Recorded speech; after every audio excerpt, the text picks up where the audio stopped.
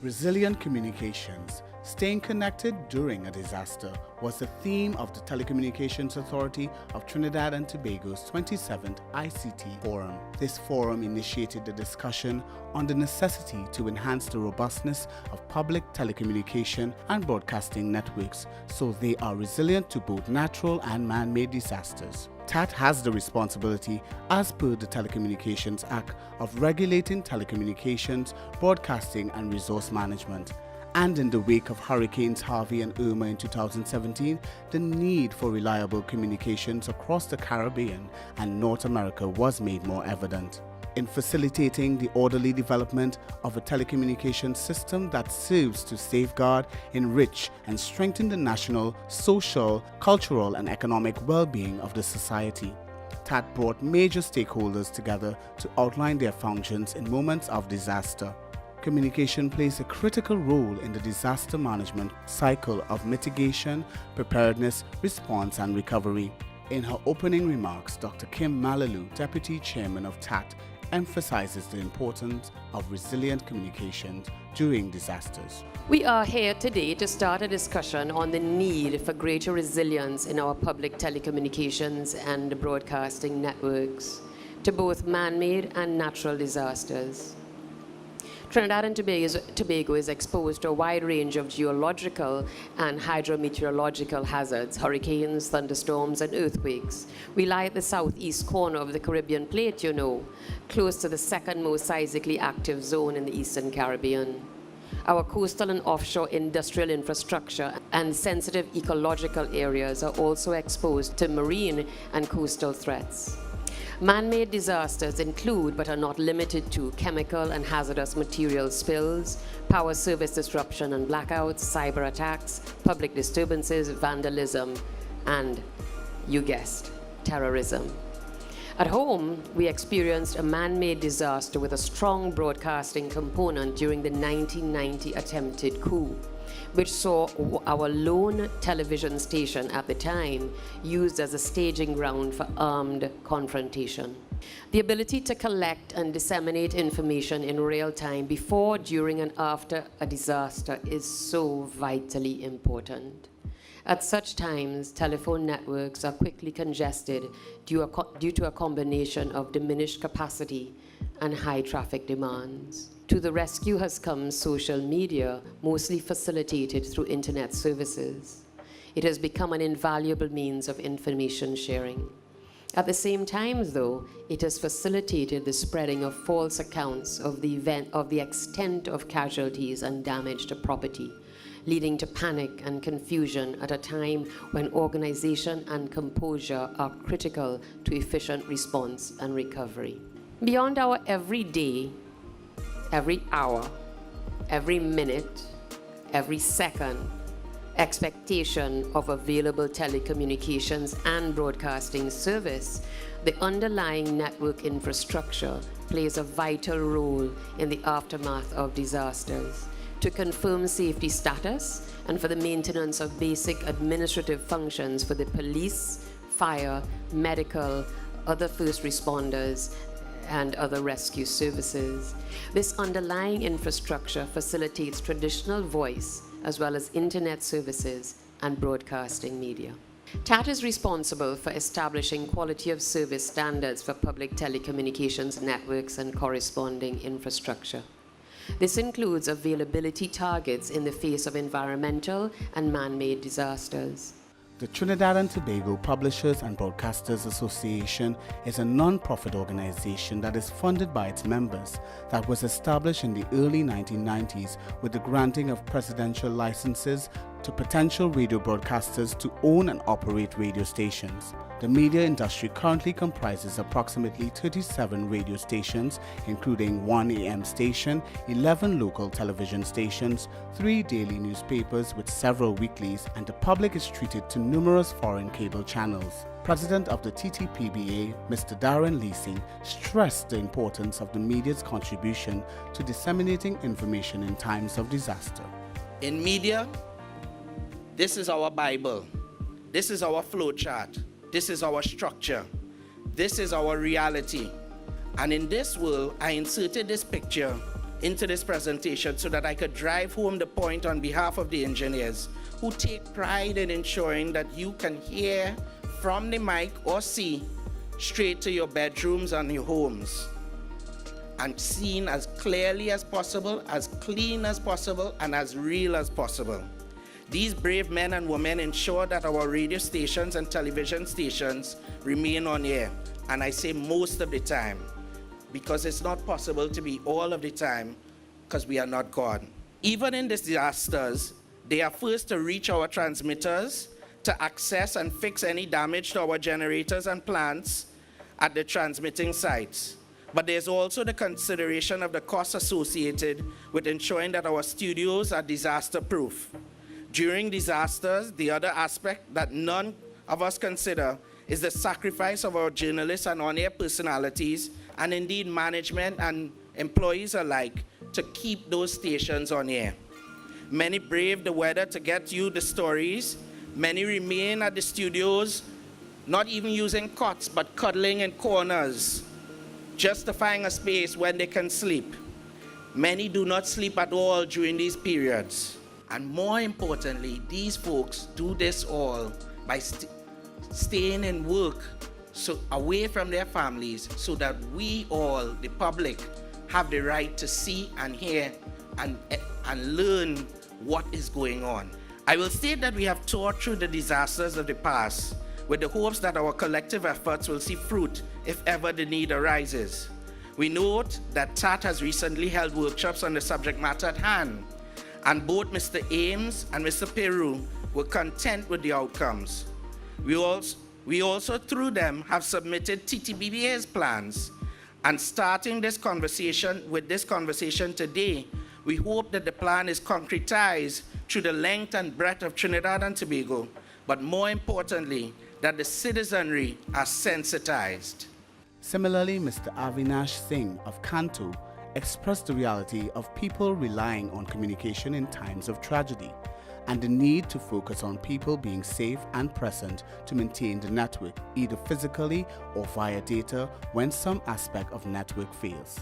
Kanto is a non-profit association made up of operators, organizations, companies, and individuals in the ICT telecommunications sector.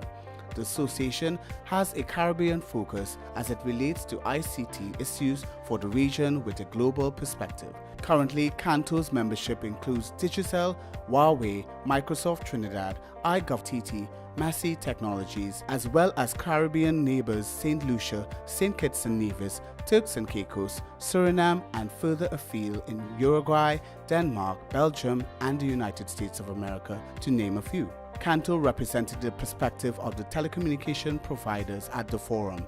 Avinash Singh, manager of health, safety and the environment at TSTT, articulated Kanto's position. So disaster has it has been stepped down a bit, if you will, in that we've looked at emergencies at the national level. So, high winds bringing down a cellular on wheels in Barpaw. Those are the kind of things that we're looking at in terms of trying to make sure that we have systems in place to get that back up and running. Because when you look at the network maps, the topography, again, it's crazy the kind of traffic that you see on these maps in every nook and cranny. I mean, save and except maybe Carney Swamp, Narva, and Matura, maybe the only dead areas within the country that you don't see it being red in terms of activity. We do whatever we need to be prepared for some catastrophic natural or man-made disaster. Again, we talk chemical spills. Again, I think about 3 years ago, or just about 2 years ago, we had a fuel tanker that collapsed or turned over on the southbound lane of the highway that caused gridlock straight to Grand Bazaar. No one was moving for about 2 hours. Fire service had locked down the area, and again, the hearsay, the wrong reports on social media, the northbound saying one thing, the northbound cut off, southern main road being locked off. Again, we need to factor in how would the network be able to support that amount of traffic, because sometimes we forget that traffic itself congests the network. Do we have capacity to build out to support that type of traffic that is coming in? Tropical storm Brett, again, tested some aspects of preparedness, because Brett and hurricanes and tropical storms, unlike earthquakes, we have some amount of forewarning. Earthquakes will strike, and as Darren again alluded to Port of Spain, you know, what was the rate? Do we know the scale of an earthquake that could potentially affect the city of Port of Spain? It's the capital. We have on average about 300,000 persons there Monday to Friday, about 100,000 persons living in and around Port of Spain. What's going to happen when a 4.0 earthquake hits? Which buildings are going to remain standing? Which ones are going to go back into the sea? How are the networks that are on buildings in Port of Spain going to be affected when those towers come down? Generator or not disconnected, it's just going to be off the grid. How are we going to find out who's there? Who was in which apartment building, in which home, in which area? What's going to happen? In his presentation, CEO of the Office of Disaster Preparedness and Management, retired Colonel Dave Williams, detailed how citizens can use communication services to access first responders and vice versa to ensure distribution of help. This is the piece that we really need to concentrate on. And on a daily basis, or what I would call a non-crisis state, you know, everything works, cell phone works, mobile phone works, landline works, everything is fine. And then we have an event. And then the phones don't work. The cell phones don't work, the landlines don't work. We lose power, and you know, once we lose power, internet goes down and all this kind of thing. And then that's when things really begin to get a little more challenging. So from what I've heard so far, the media houses, they have their generators, that's fine. But I don't know if we're thinking, well, I have power for 7 days. Or if you're thinking, maybe my minimum should be 7 days. Big difference. Because right now, people are thinking that I need to survive on my own for 3 days. I hear people saying that all the time. But actually, that's not it. I need to be able to survive on my own for at least 3 days. Big difference in thinking. We should see a system that's interoperable, reliable, portable, and somebody spoke about cows and other things, right? Scalable, resilient, coming back to that term, and a lot of redundancy. So, and based on what I've heard, I'm not too concerned about the redundancy of systems. I see redundancy built in just about everywhere. My concern is the interoperability piece and the resilience. Because some of our basic infrastructure are basically decades old. And I'm not, if the building collapses, what happens? Especially, you have new media houses renting buildings to set up their radio stations, but do they have any idea how structurally sound that building is? You know. Again, not so much the tropical storm type of threat, but what about the magnitude 6 earthquake that happens not too deep and on land? You know, that's what we need to think about. So maybe, again, as we're thinking redundancy, we could think about investing in more smaller units that are perhaps mobile, I call it nimble, so that you know, even if your building goes down, you still have the ability to link up a number of mobile units and still be able to give communications. TATT's strategic initiative to guarantee the promotion and protection of the public's interests regarding the national telecommunication infrastructure has deliverables which span over a 3-year period. Mr. Dexter Boswell, Innes, Manager of Networks and Standards of TATT, explains. This deliverable consists of the establishment of technical standards to promote resilience and redundancy for public, mobile, and fixed telecommunications network and infrastructure. So the deliverables was that year 1, we would develop the technical standards for public fixed telecom networks. Year 2 would be the consultation of technical standards for public fixed telecom networks and the development of technical standards for public mobile telecom networks. And then year 3 would have been consultation for the technical standards for the public mobile telecommunications network. So we have a phased strategic process. We're starting off in fixed and we're moving into mobile. I've divided man-made threats into two types. Network threats into two types, sorry. Man-made, unauthorized excavation and damage to underground ducts and cables, for example, and natural disasters, which you're all familiar with: earthquakes, hurricanes, strong winds, floods, bushfires, landslides, lightning strikes, and tsunamis, I guess. Both man-made and natural disasters affect fixed switcher networks, and when there is a disaster, access to communication becomes critical. Landslides and floods can compromise underground conduits. Bushfires and lightning strikes can damage wooden telecom poles and aerial cables. Hurricanes and tropical storms can cause poles to fall, which most times have aerial transformers mounted on them.